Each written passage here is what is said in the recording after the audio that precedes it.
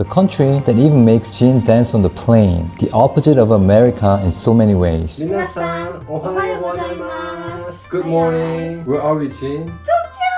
Tokyo. We arrived in Tokyo last night, so we're staying near the airport. And you see this yukata, right? It's very typical of Japanese hotel to provide the pajama. And this too. Let's explore Tokyo. Yeah! The very first thing you need in Tokyo, this. You need a Suica card to navigate Tokyo effectively. After getting your Suica card, the real challenge begins. Tokyo's subway can overwhelm foreigners, multiple operators, overlapping stations, complex maps with 13 lines, confusing kanji, and massive crowds that make it hard to stop and recheck directions. But once aboard, it's surprisingly easy, thanks to clear picture guides, or even a section for kids. Jin's excited. We're passing peaceful Japanese-style houses and buildings. Do you notice something unique here?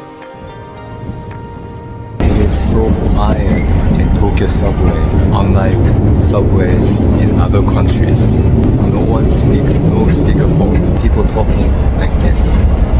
That's called courtesy, respecting others in public place. Yes, signs everywhere remind you to keep quiet in public.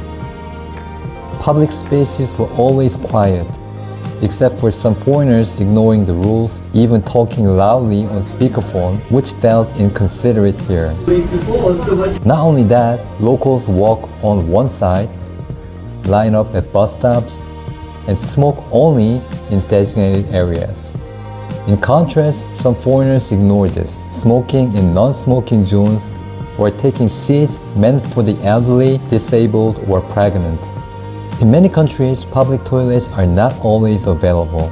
But in Japan, like in Korea, every subway station has free and clean bathrooms. The vending machine.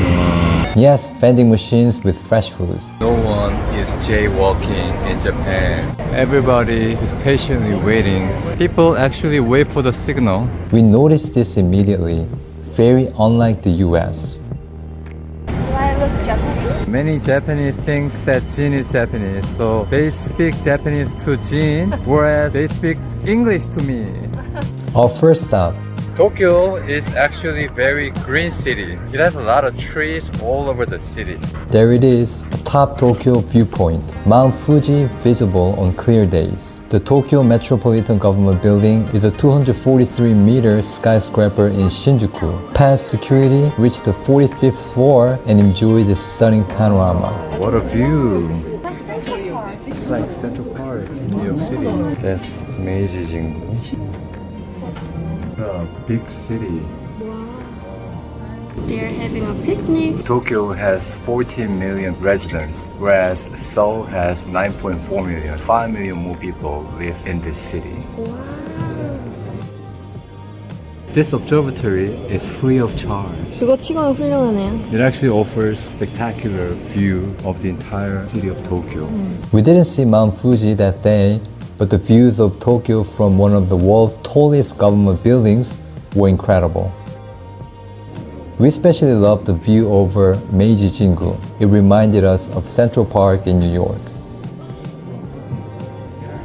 This view is even better than I could have ever imagined. Very nice view. It was crowded, and we later realized this was only the start. There were quiet spots, Tokyo! but at touristy places, expect crowds, lots of them. Beyond the crowd, the noise and vibe in most commercial areas feel overwhelming. So many crosswalks, so many people.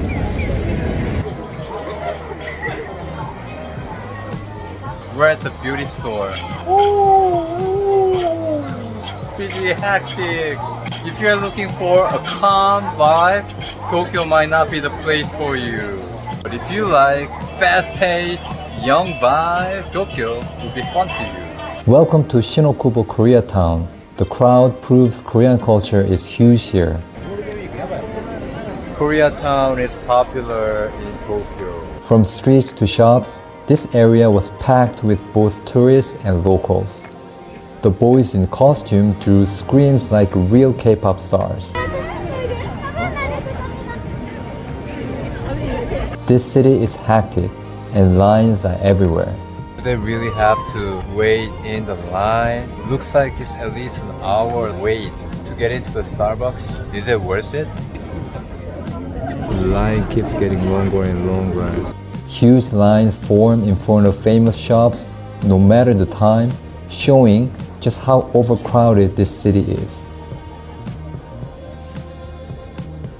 So Jin burned out. Jin is exhausted. Sensoji is one of Tokyo's top tourist hotspots, which attracts a large number of tourists. The street leading to the temple, Nakamise Street, is just as famous, packed with shops, snacks, and souvenirs, giving visitors a taste of Tokyo's culture even before they reach the temple. As you can see, it's crowded and touristy. Tokyo's oldest temple greets visitors with the iconic Thunder Gate lantern, giving you a glimpse of classic Japan. Inside, you'll find Buddhist rituals, fortune telling, and street performances all in one place. Just like visitors wearing hanbok at Korean palaces, many girls wear yukata here for photos. If I were a Buddhist and wanted a quiet place for prayers, I would visit a smaller temple. But despite the crowds and noise, it's definitely worth seeing at least once on your Tokyo trip. Once a local bargain street, Ameyoko is now packed with tourists chasing the lively vibe, street food, and cheap shopping. Even in the daytime, you'll find yourself waiting in line for a bite. Welcome to Shibuya Scramble Crossing, one of the busiest in the world, with up to 3,000 people moving at once. Shibuya Crossing, let's cross. What's special is the chaos that flows in perfect order. People crossing from every direction without colliding. This spot captures the organized chaos of Tokyo life. Wow. Harajuku's Takeshita Street is another chaotic spot packed wall to wall with people. This tourist hotspot opened in 2024. Its name, Shinkayaku Banrei, means a flood of thousands of visitors, and it lives up to it. Designed to look like old Tokyo with wooden facades, lanterns, and bridges, it features over 60 restaurants, shops, and even a hot spring. No wonder it's always packed. Because of crowds and long lines, it felt too overwhelming. Too crowded. Over tourism.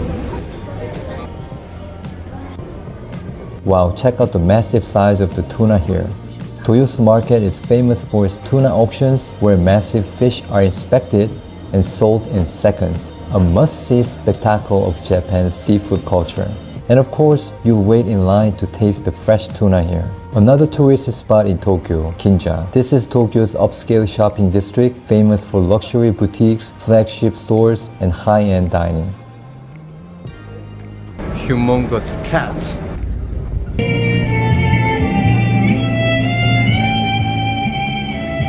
Tiffany ring. The entire building. Wow. There are many luxurious brands here. Some brands capture a distinctly Japanese vibe. Not only that, Oh, that is interesting. Revolving mannequins. another interesting display here. Oh, wow. Wait, why is it stopping visitors going up? Oh, for safety. That's very detail-oriented and safety first measure. The entire building is Uniqlo. But People are lined up to get in to this store. Wow. the wait here felt endless, from shops to restaurants and department stores. While there were interesting sights, the crowds and lines were overwhelming.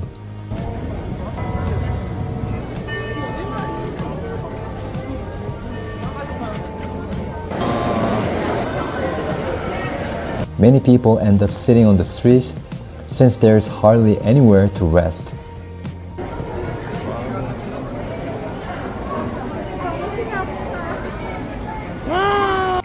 Too many people, too crowded. Don't come to Ginza.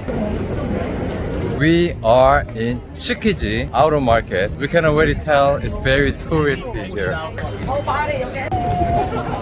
This Tsukiji Outer Market reminds me of Gwangjang Market, another famous touristy spot in Seoul. Even package tour. 세점에 Oh no, that's very pricey. I want you to experience authentic local markets in Seoul, Korea. So don't go to Gwangjang Market. It's like this, all tourists. What do you think? If crowds don't bother you, this can be fun. But honestly, most people probably wouldn't enjoy this on their vacation. Just letting you know. Escape! Escape! No, Tsukiji, outer market, don't come here. We came here to taste their local street food, but there were just too many tourists. So we are escaping. Let's find somewhere else. Yeah, let's find a true local gem. In our following episodes, we'll uncover hidden sides of Tokyo. So stay tuned. Shohei Ohtani is everywhere in Japan. Just like Messi is everywhere in Argentina. See all these Shohei Ohtani.